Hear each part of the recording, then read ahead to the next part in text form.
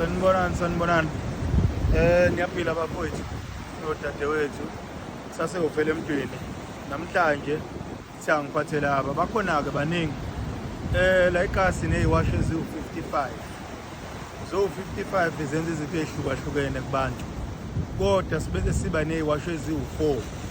Lezi eziwu-4 azisali nangunoma ngabe iziphi iwasho. So khona-ke abasicelile bathi bacela si-ede ezinye eziwu-2 zibe u-6 sezizonke ey'ngasali, meaning iyona combo yethu yokuqala leyo. Ngizokhuluma ngisheshe ngenzela ukuthi ividiyo ikwazi ukuthi kuthole konke. So la ngizokhuluma ngesigezo. Isigezo isona siwasho sala ikhasi kuqala. Lesi siwasho mhlampe nike nezwe ethi kuthiwa khona insipho yobulongwe njalo njalo. Lesi siwasho-ke sezinye zeyiwasho zokuqala zala ekhaya, okuyisona siwasho esinayo yonke lento bezwa abantu bethi ihlanganise benitshela manje into yala ekhaya endala-ke kungeve kubulongwe kuphela. Lesi siwasho siphethe imithi ewu-48. Le mithi ewu-48 noma ngabe yini yomuntu evalekile ngaso nje sisodwa siyakwazi ukwenza lokho. Ngeshwa akasambi sodwa, sihamba sibe yiwasho eziwu-6 manje. So igama laso kuthiwa isigezo. Lesi siwasho siyisiwasho sokuvula nanoma ngabe yini yomuntu evaliwe, njenganamaphupho. Uma ungaphuphi noma kusekuseni usukhohliwe siyayivula. Uma ngabe unenkinga yokuvalelwa abantu emsebenzini, uzothi mhlawumbe emsebenzini into zakho kayikhanyi kahle, uye lo osebenza lapho. Uma ngabe ebudlelwaneni bakho or kuma relationship ofika kuwona njalo kukhalwa ngawo bese yaphela, uye lo olungisa leyo nto leyo. Lo isona siwasho kuphela esinaso esisebenza ngobisi lwembuzi. Phakathi kwembuzi-ke nomuntu kukhona ubudlelwana kobukhona nanezinto ey'lungiswayo-ke. So ukuthi usindisiwe uyiNazaretha uyiSayoni noma ngabe uhlobo lomuntu nohlobo lwenkolo, uyamdinga lo, ngoba lo uye kuphela okwazi ukuconnecta nawe nethonga lakho noma nawe noNkulunkulu wakho. Sikiyeke kokunye singeke sesingene sijule, ngoba nangale futhi ekujuleni uyakwazi ukungithola. Ikhona ngicabanga ukuthi mhlawumbe ngijule ngaphezu kwaloko uzothi uma ukubona bese uyakucabanga. Ilona-ko sisebenzela lapho, bese siphatha amathunzi. Esamathunzi sawo wonke umuntu onenkinga yokuphuphunyelwa izisu, nomuntu onequnga, nomuntu oboshwa njalo, nomuntu ohleze esoleka entweni engayenzanga, usolwe yena uye-ke lo. Uma unenkinga eyinjalo esamathunzi-ke lesi, uma ngabe waphuphunyelwa isisu udinga lo mawuzoya kogeza emthini ela ewu-28 osuke niyogezwa ngawo le nsuku enigezwa khona. Nina ngicabanga mhlawumbe nisetshenzisela imithi ewu-6 la ekhaya ewu-28 imithi esetshenziswa ukwakha lokho ekuze ezokwazi ukuthi ayokugeza leyo nto leyo. So yilona-ke osebenza kuleyo nto leyo. Abanye-ke banenkinga yokuthi baney'ngane ezaphuphuma or ezakhishwa noma balama abantu ey'swini zonina abakhishwa. Bayeke-ke labo nabakhipha ngendlwabu, nabo labo sobe sikhulume ngabo, ngoba ingabo nasemaphusheni uyakuphuphe iy'ngane noma phakathi kwey'ngane noma la ukhona kuney'ngane ey'ningi, kodwa uma uyabuka awunayo ingane ephilayo. Ile ndlwabu eniyishayayo ngelinye ilanga siyokhuluma ngendlwabu, because indlwabu ihlukene ngey'ndlela ey'ningi. Abanye kuyaba imimoya ethunyelwa abantu ifika isifazane, kwabanye kuyaba imvelo, kwabanye kuyaba angingajuli izojula. Bese nilona ngibuza njalo kanti angikwazi ukuphendula imibuzo eminingi ngoba isikhathi ngisuke ngingenaso. Angithandi vele ukubuzwa, ngathi nginganitshela nje kube kuphela. Uma ungibuza ngathi ungafika ekhaya bese uba nemibuzo-ke eminingi. Then-ke lo wamathunzi usebenza ngobisi lwenkomo. Lo phakathi kwenkomo nomuntu kukhona into ekhona futhi nakhona ebudlelwane. Abanye kuyake bezwe bethi bandisa isithebe uma kusuke kukhona inkomo, uyibuze wenza indaba isithebe singandiswa ngolunye uhlobo mhlawumbe lesilwane oludliwayo, wayelulwandiswe ngenkomo. Nalapho futhi khona ubudlelwane. Ingakho kwaZulu siyawusibona siphatha amahawu. Ziningi iy'lwane ney'khumba, kodwa wayesithuze senkomo ukuze kuzoba khona ihawu. Angigoba kuyisona ukuthi siyaqina kakhulu, cha khona ubudlelwane obukhona. Ngelinye ilanga siyongena sijule nalapho. La ngithe isigezo la amathunzi, shuthi sokuqala sesibili, ake ngibheke sesithathu. Ngizophatha sesithathu nesesine. Ividiyo yethu niqhubeke nilona iyilandela izoba yinde ngokwezathu zokuthi ngichaze iwasho ziningi. Njengoba kuthi eziwu-55 ngizokhuluma ngeziwu-6 okwamanje, bese kuza lesi ekuthiwa i-rainbow. La ekhaya sibizwa nge-rainbow. I-rainbow-ke ihluke kakhulu kulezi engiyichazile. I-rainbow ile angithi umuntu uyazi ukuthi njengoba kufele emntwini lo phambi kwakho isiqu sikafele emntwini le noma inyama kafele emntwini noma umzimba kafele emntwini. So uma ufuna ufele emntwini awukwazi ukumbona ufele emntwini ngaphandle ukuthi ubone isiqu sakhe. So lo muntu owuweke nawe uyangcola lowo muntu. Ake ngithi nje mhlambe uyinsizwa yakini eclean noma uyiNazaretha noma uyisindiselo uyinsizwa njengahlangani nento enokungcola phakathi. Kube khona isikhathi la mhlambe ngikunikeza khona imali noma esitolo bekunikeza ushintshi, kanti kulo ushintshi imali ebekade isetshenziswa umuntu wesifazane odayisa ngomzimba. Wawubuke wazothenga la kule sitolo, le mali yasiyabuyiza kuwe. Mhlambe ibisetshenziswa inkabi leyo mali, iphuma kobulala wasethengwa ngayo leyo mali owasekhokhelwa ngayo leyo mali. Leyo mali yasiyabuya azogcina kuwe.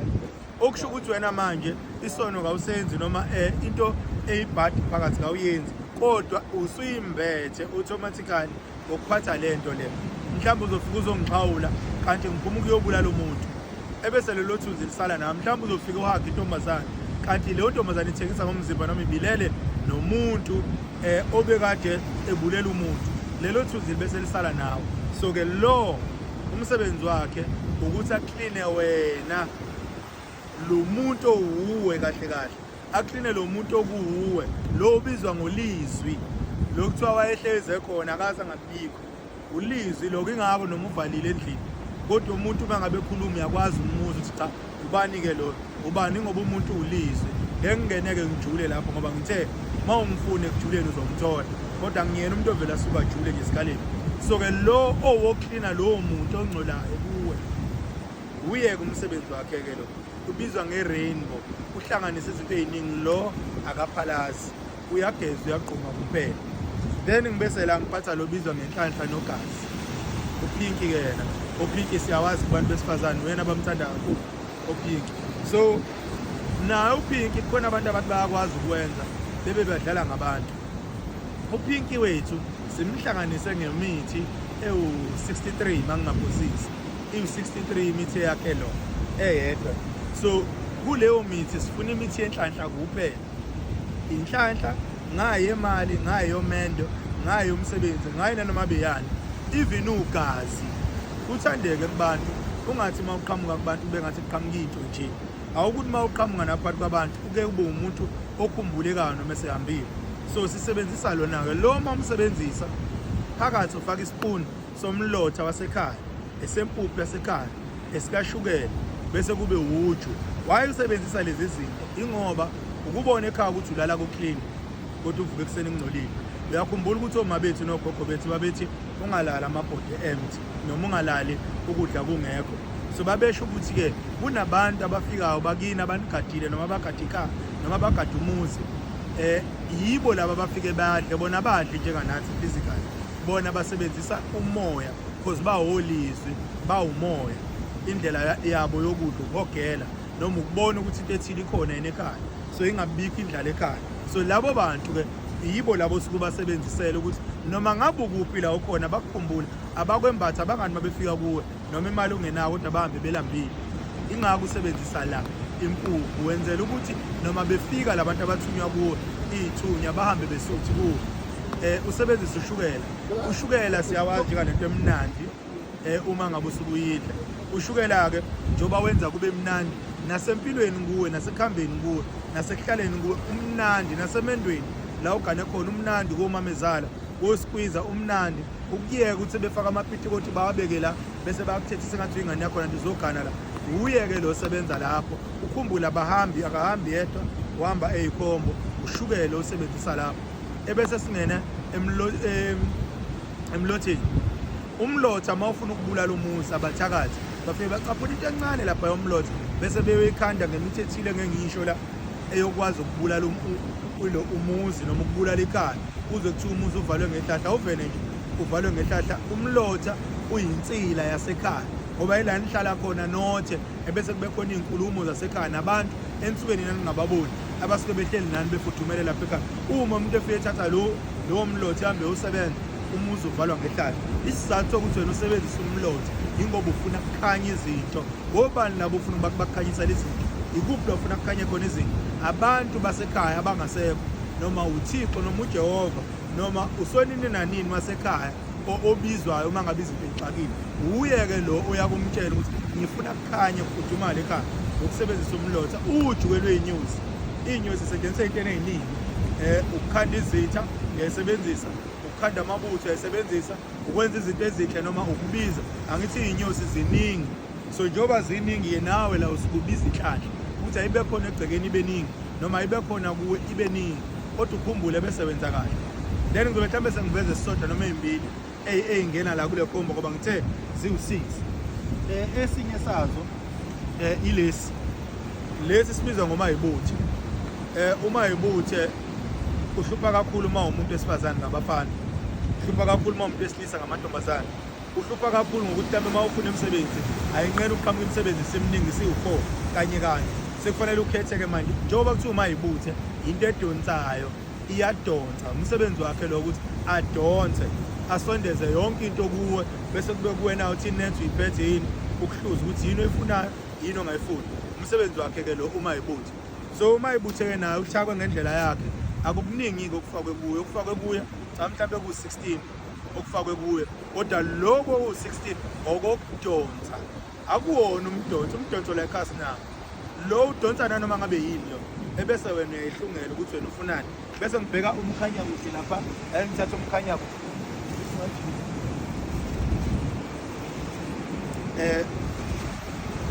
umkhanyakude nawo wala ekhaya umkhanyakude.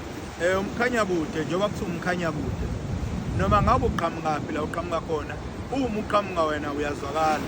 Uma ngabe ufika la kunembizo noma la kuhlangana khona abantu abaningi bangaphawula baqede, kodwa uma kwaphakama wabeka nje izwe elilodwa usuqedile. Yingakho lokuthiwa umkhanyakude. Abantu abaningi bayawazi umkhanyakude. Umkhanyakude lezi iy'hlahla ey'bona zinkulu kumamoli, lezi ey'nkulu engathi ezameva, lezo y'hlahla y'bizwa ngomkhanyakude. Why kubekwe zona eduzane kwala kunamamoli khona? Ingoba umsebenzi wazo njengoba lizisho igama lokuthi kukhanye, kugqame, kubonakale, uthandeke. So umsebenzi wazo ezokudonsa nanoma ngabe yini enhle, ezokukhanyisa nanoma ngabe umumbi kangakanani la osukwini ishisheli uyasithola, noma ngabe ushishimane kangakanani la entombini ufike uzwakala. Sinabo-ke la ekhaya odumba kaSibumba. Udumba kaSibumba kuyonto vele usuke uyidayise nje ngoba iyabophisa, i-wrong udumba kaSibumba. Kodwa la ekhaya sinawo, siyakwazi ukukhandela, asikhandeli nanoma ngabe ubani, sikhandela nje abantu aba-right, abaqondile. Akuvele nje kusuke umuntu ethi cela udumba kaSibumba. So-ke bafowethu ufele ebuphili lo owaziwa ngumthokozisi, la ngiphuma khona ngiphuma endaweni ekuthiwa iseHarding emakhaya, eSantombe D121 ngokuhlala ngila kwaMashu eThekwini. La sitholakala khona, sitholakala kwaMashu, address asekhaya ithi 10 Mbondo Road, izokuthatha ikubeke. Uma ungabe ungena ku-YouTube wakho noma ungena ku-Google wakho imap, uzobhala nje 10 Mbondo Road noma useshe ufele emntwini, uzovela ufele emntwini construction, izokuthatha yokubeka ekhaya. E-workshop sila e-workshop eduzane kwala kwakuyiHavana khona akuma-bus terminal la nje phansi kwey'hlahla onqenqemeni opposite umnyango lo ongenele workshop onama-meter taxis. Lapho nje phansi kwey'hlahla uzobabona abantu bafele emthini behleli phansi, khona ama-container grey na-blue. Yithina-ke lapho uzoyibona ingane igqoka nje ikhipha zakafele emthini, amajakhethi, into zakafele emthini. Sibona-ke labo udinga mina ngitholakala ekhaya, futhi uma ngabe ungidinga ungakwazi ukuza kumina, ngiyakwazi ukuza la ukhona, kodwa siyaxoxisana ngoba upetrol ngifuna kuwo. Uma ufuna siqinisele isitolo, siqinisele ithaveni, siqinisele ibhizinisi, siqinisele imoto, siqinise wena, siqinise umndeni, siqinise even isonto leli osonta kulo, ngoba iningi lawo linezinto ezafakwa ezenza abantu beze. Ingakho nawe unenkani kangaka ngesonto lakho, nami ingakho kunenkani kangaka ngelami isonto. So ukholelwe-ke ekuthaneni umuthi ukhona, umuthi uyasebenza nanoma ngabe nini. Angiqhathanisi umuthi nenye, ngiqhathanisa umuthi nomuthi. Nami-ke ngikhona, ngiyasebenza ngeyami indlela. Ngithokozise lo wakwagumede, ngiyanithanda uShemba Benani, unyazi niqhubeke lolu nikhumbule njalo, niqhubeke nokusithemba. Kulaba abanemibuzo abayinciphise bafethu imibuzo, iy'mpendulo hlezi zikhona la ekhaya, siyakusendela nje impendulo. Kuloko esuke sikusendile kusuke kuney'mpendulo. Funda into esiyisendile ngaphambi kokuthi ube nempendulo. Iy'namba zala ekhaya 067 1145 336, enye 0799 581 467. Ngithokozise lo ufele emntwini wakwagumede. Siyabonga.